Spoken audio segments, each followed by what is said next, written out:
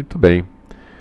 Continuando a falar sobre profissionais de TI, conversamos na última vez sobre a origem dos profissionais, né? Como que começaram, como que surgiram as carreiras, né? Falei um pouco também sobre as dificuldades em que os profissionais tinham em entender como que seria, né, o trabalho de um profissional de TI.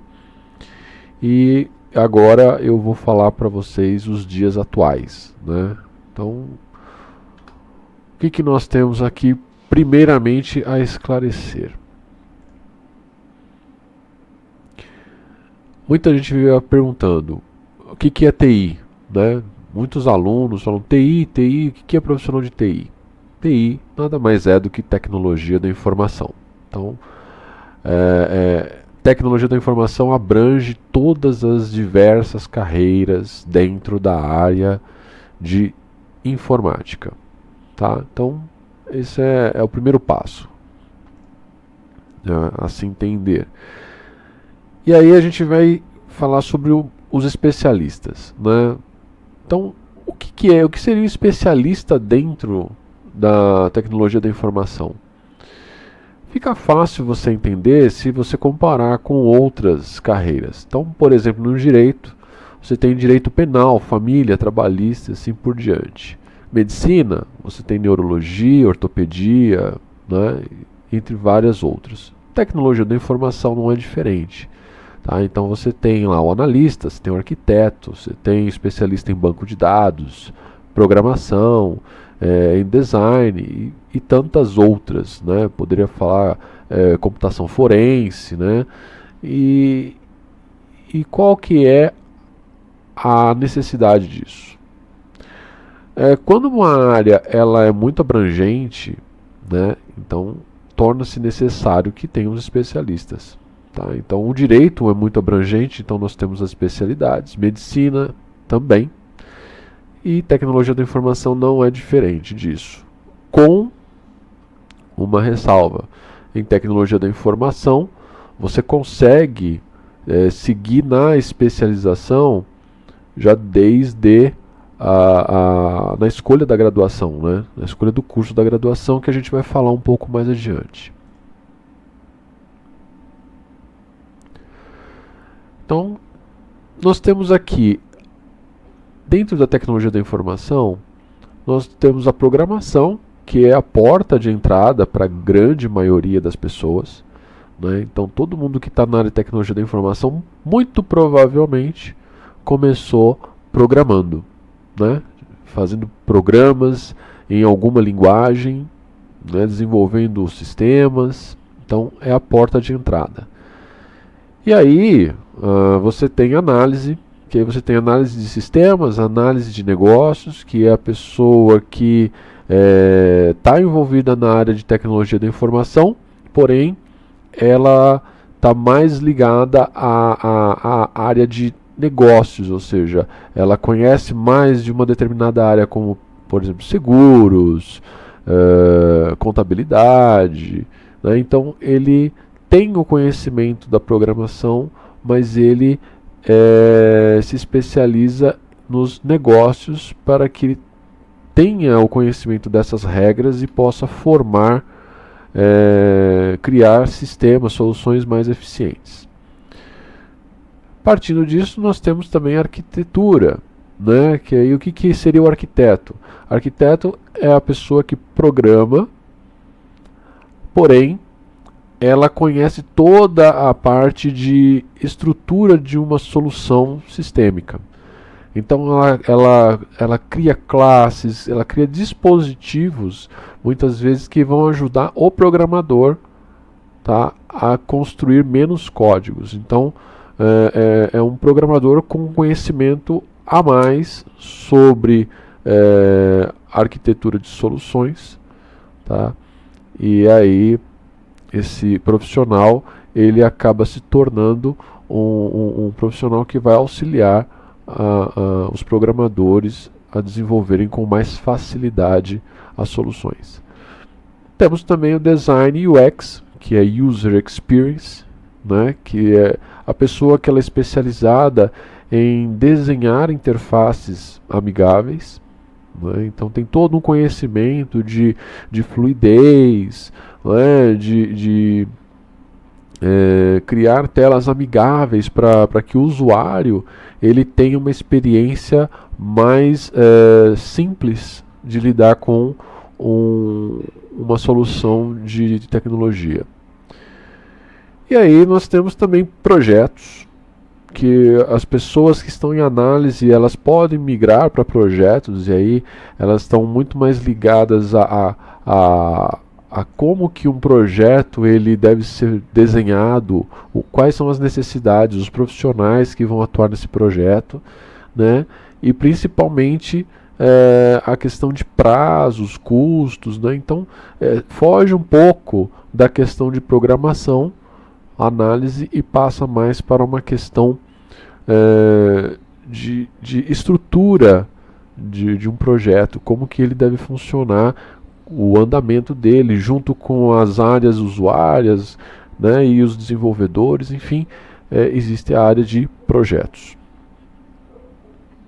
Segurança é uma outra área dentro de tecnologia da informação, e aí essa segurança está relacionada a modo de se programar com que as soluções de programa elas sejam melhor estruturadas, né? Dentro de conceitos de segurança, para que a informação ela tenha um isolamento adequado, tá? Que somente pessoas ligadas àquela área tenham acesso a essa informação. Então eu vou explicar isso mais adiante.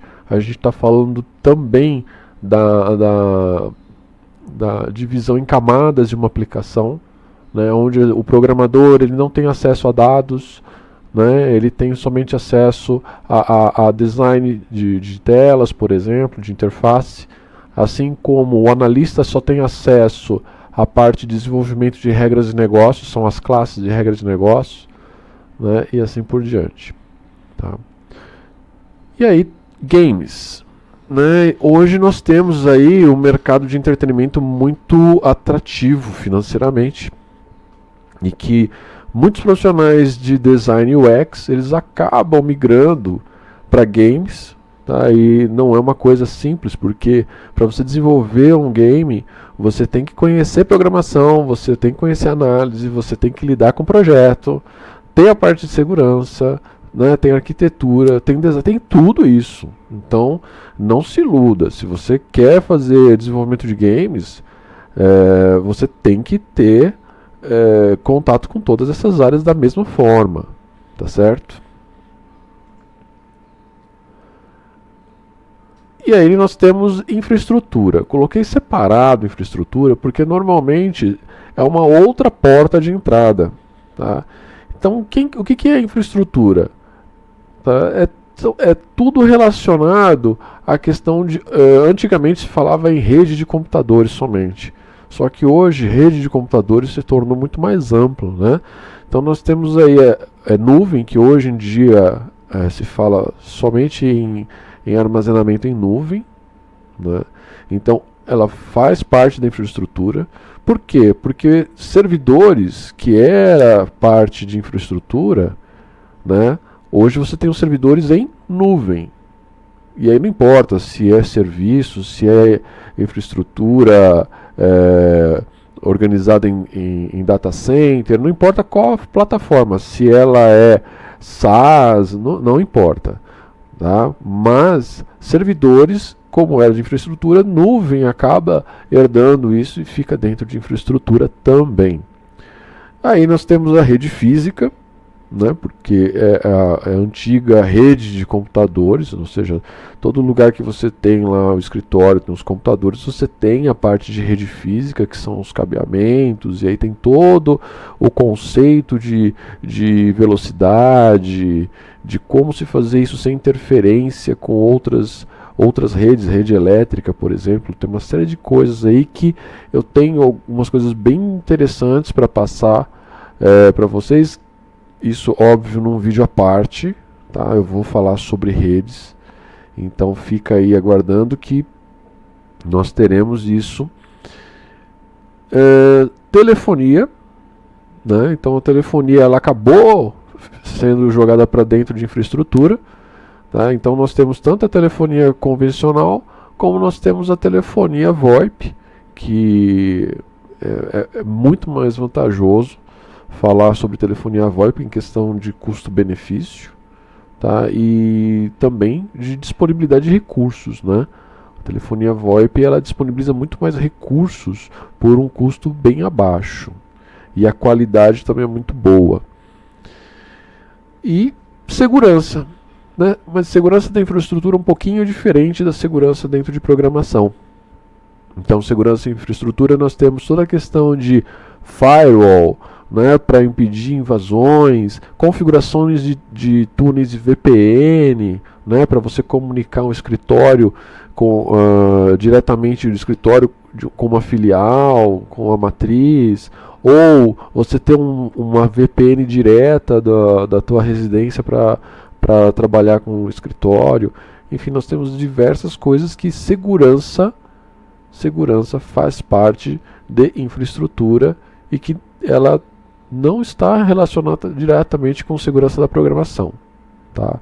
Segurança de programação é dentro da desenvolvimento de sistemas e a infraestrutura ela independe de desenvolvimento de sistemas.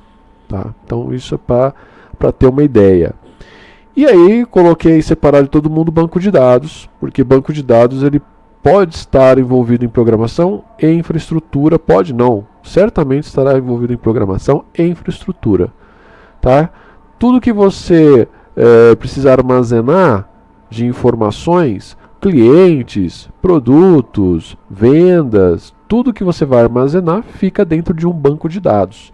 Esse banco de dados, por sua vez, tem toda a questão de acesso, que é feita via programação, para que esses dados sejam lidos, gravados, alterados. Tá? Como você também tem a ver com a infraestrutura, porque esse banco de dados ele tem que ficar em algum lugar, né, atrás de uma série de seguranças para que você não tenha um vazamento de informações. E aí vazamento de informações vocês já devem ter ouvido muito sobre isso. Né? Dados que vazaram do Facebook, vazaram do Instagram, e, enfim, notícias sobre vazamento de informações não faltam. Então o que houve? Houve uma quebra na segurança, tá, de acesso ao banco de dados dessas empresas. Tá? Então, banco de dados eu vou deixar aí separado. A gente vai ter bastante aulas aqui sobre banco de dados também. Agora vamos falar um pouco sobre a formação. Dentro da área de tecnologia, nós temos diversos cursos na área de graduação. Eu vou tratar alguns deles apenas, tá? Porque existem muitos outros. Todo ano são criados novos cursos. Então, acredito que esses aqui que eu estou citando, eles deem uma noção bem exata do que nós encontramos no mercado. Nós temos ciências da computação, onde visa formar o cientista, né? Então é um curso com uma carga horária maior, né? Inclusive eu vivo falando para os alunos para tomar muito cuidado, porque ciência da computação você vai encontrar disciplinas matemática 1, 2, física 1, física 2, então muita gente começa a fazer achando que só vai encontrar programação. E aí quando depara com essas disciplinas, a pessoa fica um pouco assustada, se decepciona, né? Então eu sempre aviso, toma cuidado, porque ciência da computação ela é uma formação com uma carga horária bem maior, tá? E que ela envolve outras disciplinas que podem assustar um pouco a pessoa que quer simplesmente aprender a programar ou lidar com sistemas. Qual que é a intenção disso? O cientista, ele vai trabalhar para desenvolvimento de novas pesquisas na área da indústria, principalmente, né? Então, desenvolvimento de chips novos, desenvolvimento de processadores, microprocessadores, né? Então, esse é o cientista que é formado em ciência da computação. Análise de sistemas, vai formar aí sim o profissional que vai cuidar de como a informação ela chega até o usuário final, né?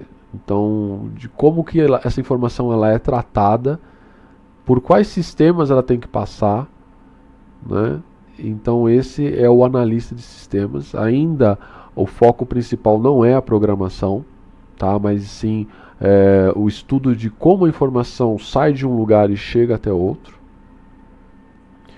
A administração de dados, né? Onde você encontra aí, além do administrador de banco de dados, você vai encontrar, por exemplo, o BI, né? O profissional de BI, que é Business Intelligence. E aí é onde você cuida de uma massa de informações, onde você faz uma análise, você faz estatística para conhecer melhor os consumidores, os clientes, enfim.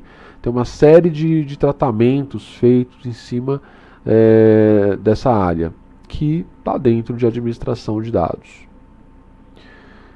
Desenvolvimento de sistemas.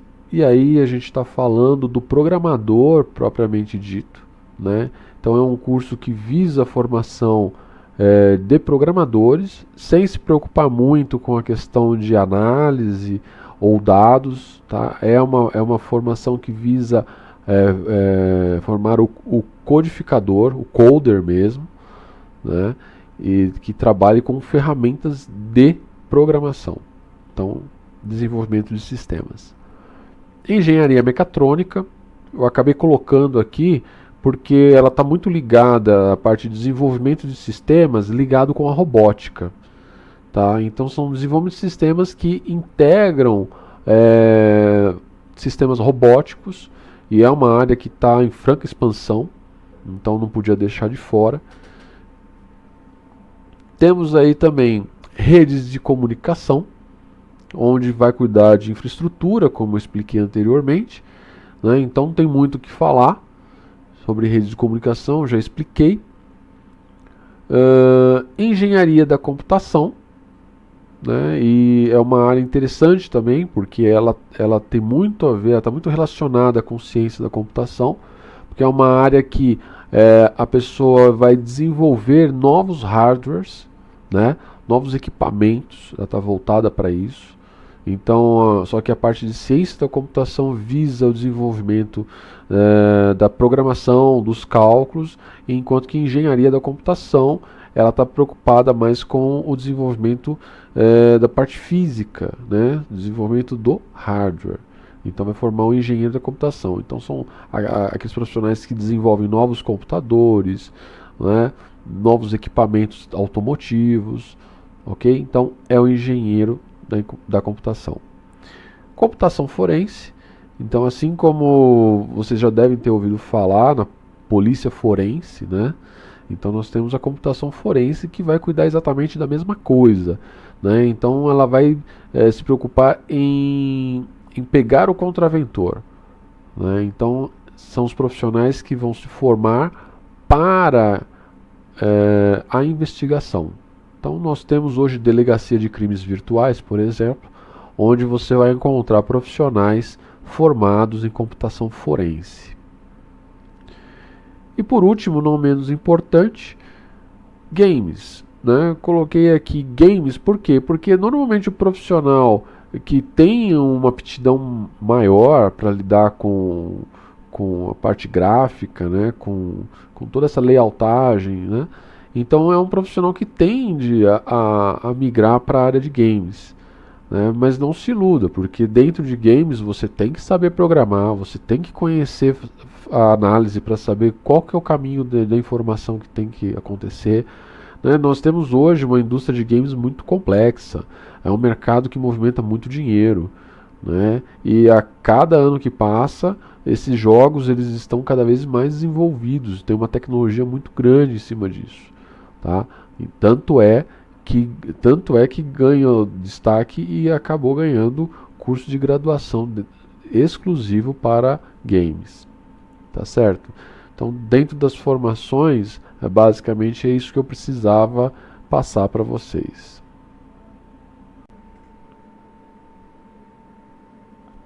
E aí nós temos alguns ou muitos recém-formados sem mercado. E o que significa sem mercado?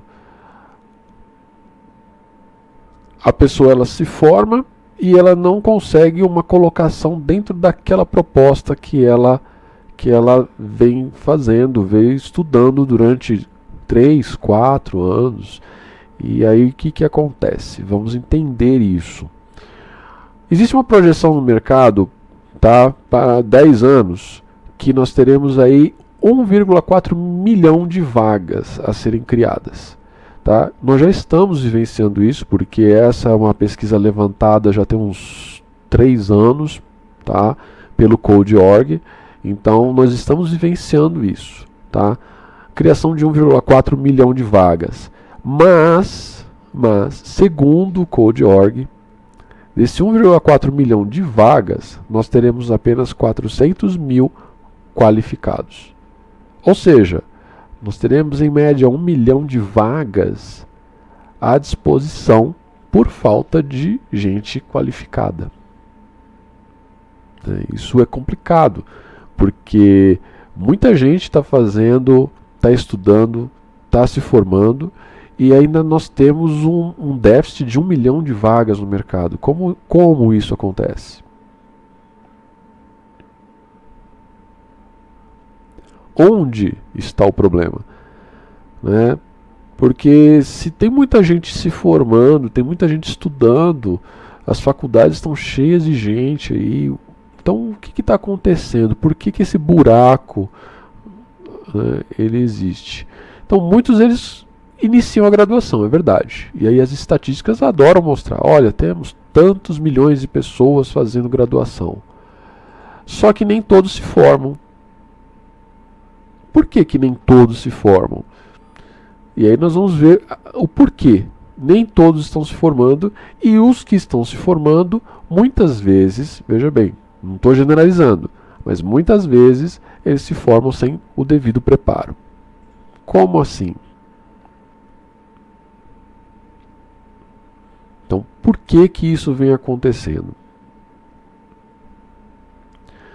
Vamos lá, as causas. Então, pode ser o estudante. O estudante pode ter optado pelo curso errado, e aí ele pode ter sido mal informado e ter entrado no curso errado, e aí obviamente ele não vai fazer o curso como ele imaginava, consequentemente não vai ter o resultado esperado. Ele pode ter se dedicado pouco, ele pode ter priorizado outras atividades, e isso não é difícil acontecer.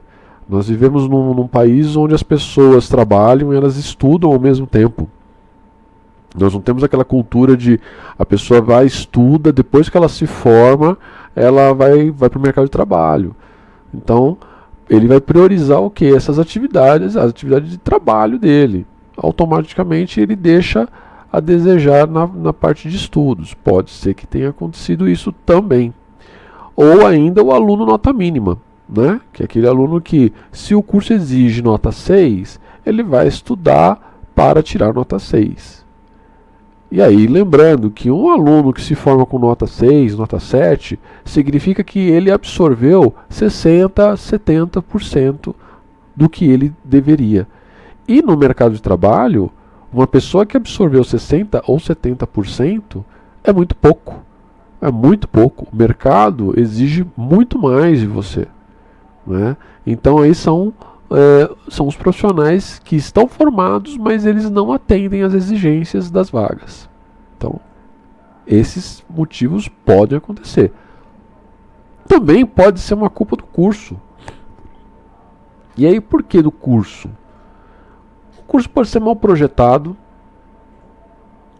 as disciplinas sem relevância para o mercado. Então, assim, o curso pode estar bem organizadinho, mas as disciplinas que compõem o curso, elas não são relevantes para o mercado. E aí a pessoa se forma, quando chega lá na hora de procurar um trabalho, ela vai ver que tudo aquilo que ela aprendeu não serviu para nada, porque o mercado está exigindo outras coisas, outras ferramentas. E aí as referências desatualizadas, né? Então,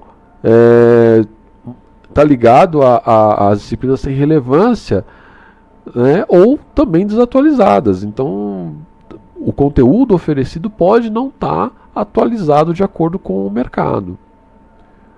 Ou também as disciplinas não são integradas.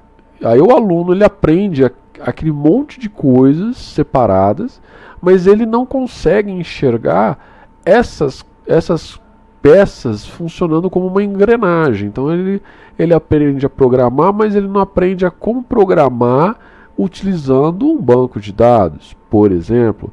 Ou ele não consegue enxergar como tudo isso funciona com a gestão de projetos. Então, é mostrar para o aluno como que essas diversas disciplinas elas se integram. Então, isso seria um problema do curso também. Instituição de ensino também pode ser um problema. Então, pode ter uma infraestrutura deficitária, e aí você tem lá, no caso, vamos falar de um curso de informática, uma formação de tecnologia da informação, onde você não tenha computadores, né, de acordo com as necessidades, você não tem um laboratório equipado de acordo com o que o aluno vai encontrar no mercado de trabalho. Então pode ser uma infraestrutura deficitária. Políticas inadequadas ao ensino moderno. Então a instituição ela pode ser uma instituição muito arcaica, que ela não tenha se atualizado dentro das políticas, e aí o ensino moderno acaba não se enquadrando nessa instituição. Pode ser também. Pode ser uma má gestão de recursos humanos, e aí você tem a instituição de ensino com pessoas que não agregam nada ao curso, pode ser também. E você pode ter professores sem domínio da disciplina. Então você tem professores que são formados na área, têm conhecimento, mas eles não dominam aquela disciplina que eles estão lecionando. Isso pode acontecer também.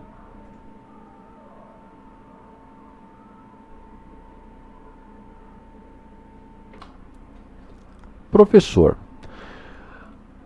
Um dos motivos pode ser o professor também. Tá? Dentro de tudo que eu andei fazendo, dentro da área de ensino, eu encontrei tudo isso que eu estou comentando aqui.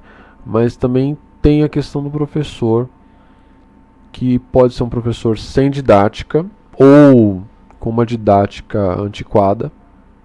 Tá? Ele tem muito conhecimento para passar, mas ele não consegue colocar isso para os alunos. Tá? Então isso eu já vi acontecer. Professor também que não cumpre o plano de ensino. Tá?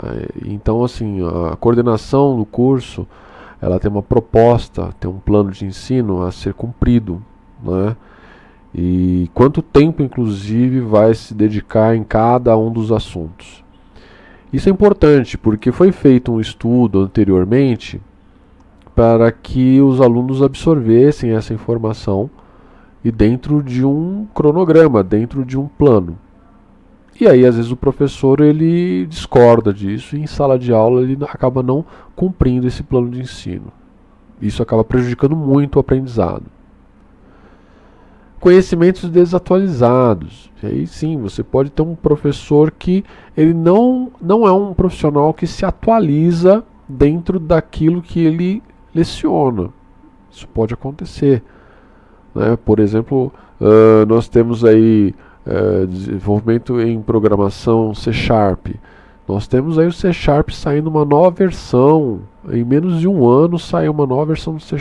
Então, praticamente todo ano você tem novidades, né, de linguagens de programação, de bancos de dados, enfim. Onde você, que é professor, tem que se atualizar para que você passe essas informações para os alunos. Tá? Enquanto eles estão aprendendo, é a responsabilidade do professor passar um conteúdo atualizado. Depois que o aluno se forma, aí eu concordo, aí a responsabilidade é do aluno de se manter atualizado. Mas durante o curso, não. E aí tem o professor que leciona por uma renda complementar. Infelizmente no Brasil isso é muito comum. né, professor, lecionar por uma renda complementar. Então ele acaba não se dedicando como deveria a lecionar, né, porque ele tem uma outra atividade, né, que ele considera como uma atividade principal, e dar aulas, infelizmente, é um bico, né? Então não tem como um profissional fazer um trabalho 100% se ele tem esse trabalho como um bico, né? Uma renda complementar. Infelizmente no Brasil essa é uma realidade.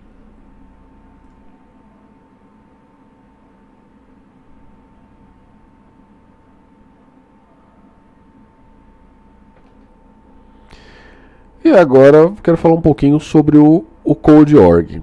Tá? O Code.org é uma instituição que vem buscando tornar a profissão de desenvolvimento de sistemas uma profissão mais popular, né? E eu lembro bem, foi por volta de 2013, eles começaram com uma divulgação de vídeos na internet e que eu achei muito interessante a abordagem deles, né? E aí eu descobri que o lançamento mundial que eles fariam dessa campanha, né, não incluiu o Brasil. Então eu fui atrás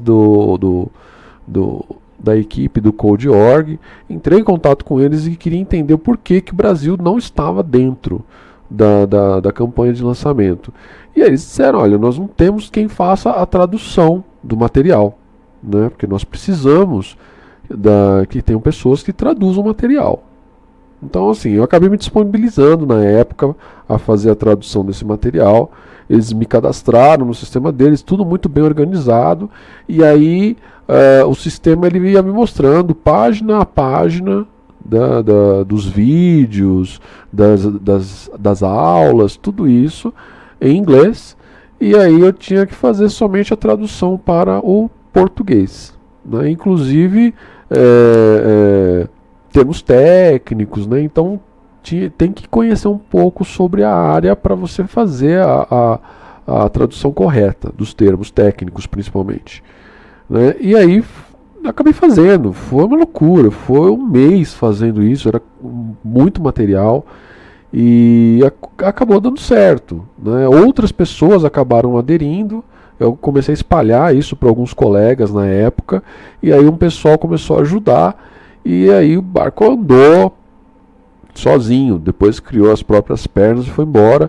Eu acabei saindo, um ano depois, mais ou menos, eu acabei saindo, e aí o Code.org teve o lançamento aqui no Brasil, e hoje é uma realidade aí, né? Então eu vou mostrar para vocês um pequeno trecho de um dos vídeos, tá? São vídeos educacionais que eles fizeram, e quem quiser ter mais acesso, vai lá no www.code.org.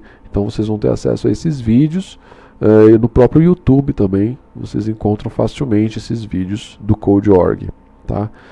E aí eu volto para falar com vocês.